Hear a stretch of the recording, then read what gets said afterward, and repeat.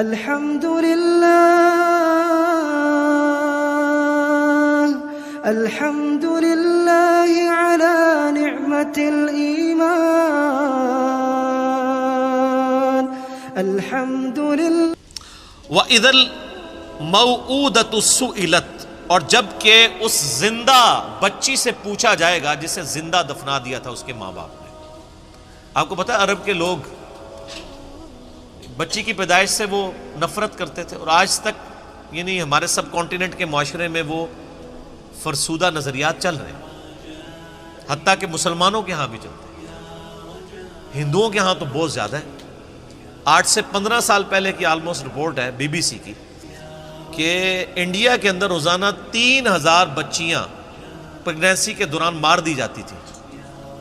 3000 روزانہ۔ ظاہر ہے کوئی 1 ارب سے زیادہ جب آبادی ہوگی، اب تو 1.5 ارب کے قریب پہنچ چکی، تو اس میں 3000 تو کچھ بھی نہیں۔ اسی وجہ سے آج انڈیا میں مردوں کی تعداد عورتوں سے زیادہ ہو گئی ہے۔ 3000 بچیاں، آج بھی وہی چیزیں چل رہی ہیں۔ اور ہمارے بھی سب کانٹیننٹ کے معاشرے میں، آپ پنجاب کے معاشرے میں تو بالخصوص دیکھ لیں کہ بچی کی پیدائش کو ایک نٹوریس چیز سمجھا جاتا ہے، ماں کے حق میں بھی اور اولاد کے یعنی اعتبار سے باپ کے حق میں بھی۔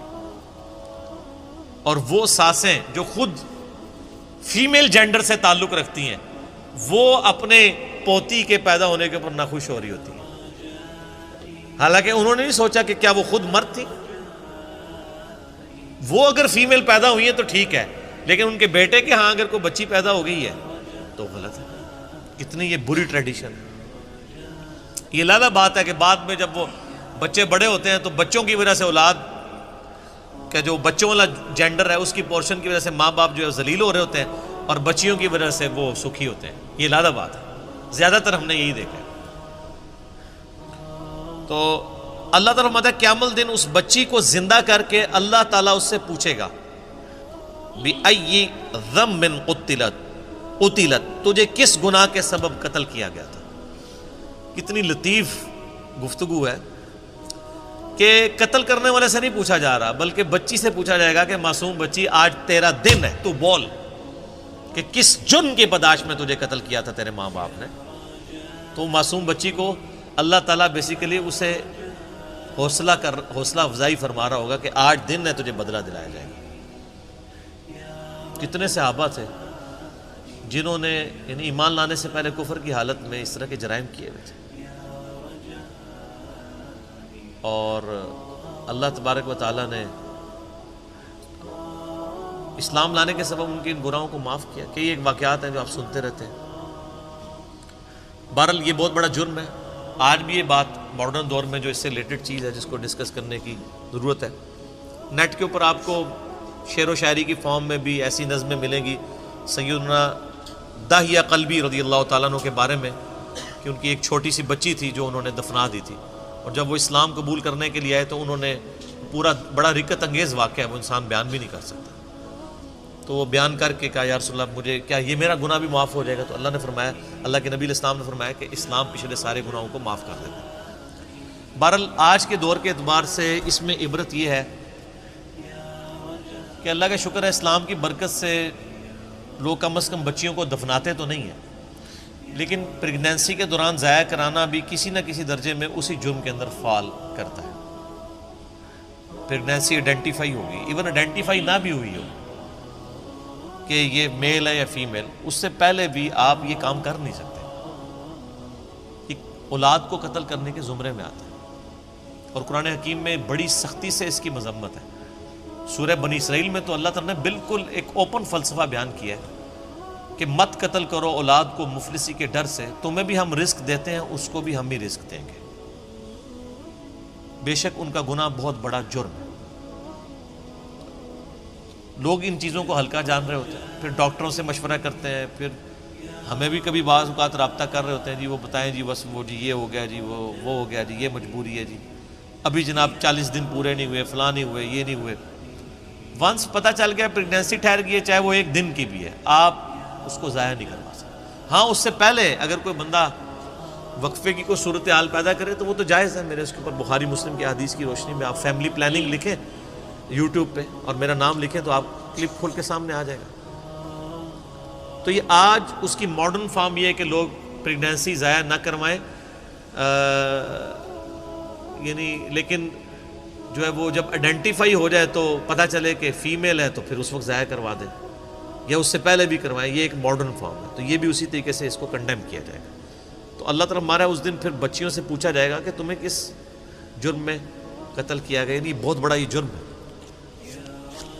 ابھی کچھ عرصہ پہلے انہوں نے مکے سے وہ آلموسٹ ابھی بھی وہ قبرستان پہاڑی کے اوپر میں نے وہ دیکھا ہوا ہے، قبرستان مکے کے اندر موجود ہے جہاں پہ وہ بچیوں کو زندہ درگور کیا کرتے ہیں.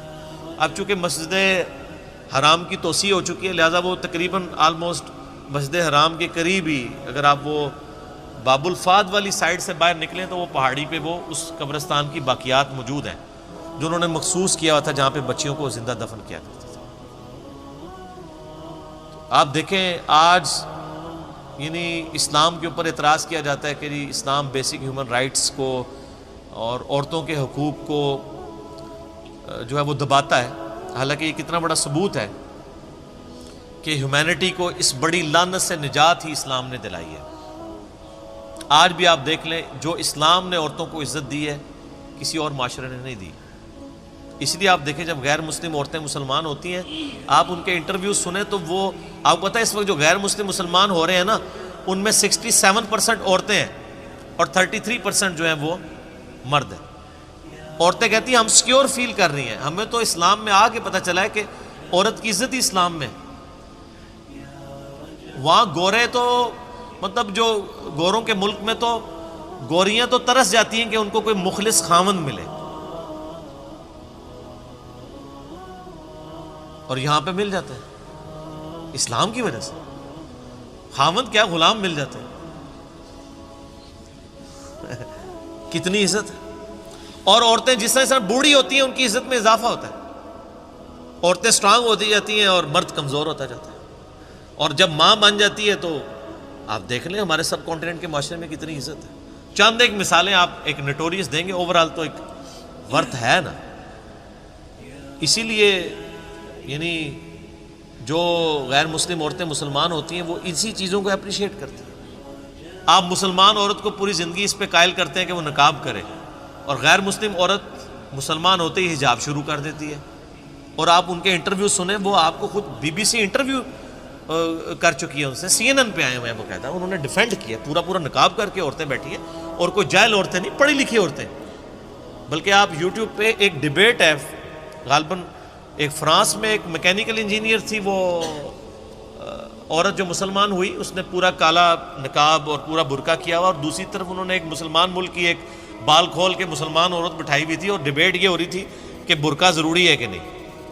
وہ غیر مسلم مسلمان ہونے والی برقعے کو ڈیفینڈ کر رہی تھی، اور جو پیدائشی مسلمان ہے کچھ بھی ہے تیرے محبوب کی امت سے ہے وہ کہہ رہی تھی یہ ضروری نہیں ہے. تو پھر اس عورت نے جو نیو مسلم تھی اس نے جو دلائل دیے، یوٹیوب کے اوپر یہ ڈیبیٹ پڑی ہوئی آپ دیکھ لیں. تو اس نے کہا میں نے تو اسلام میں آ کے اسلام کی خوبصورتی دیکھی ہے کہ عورت کی عزت ہے، ورنہ ہم جب اس طرح ہی پھرتی تھی تو ہمیں ہر کوئی کموڈٹی کے طور پہ دیکھتا تھا. آج ہم نے نقاب کیا ہوتا ہے تو کم از کم ہمیں ایک کموڈٹی کے طور پہ تو پیش نہیں کیا جاتا. اسلام کے اندر عزت ہے ایک عورت کی. تو قیامت والے دن اللہ تعالیٰ پھر اس بچی سے پوچھے گا جسے دفنا دیا گیا تھا زندہ یا قتل کر دیا گیا تھا،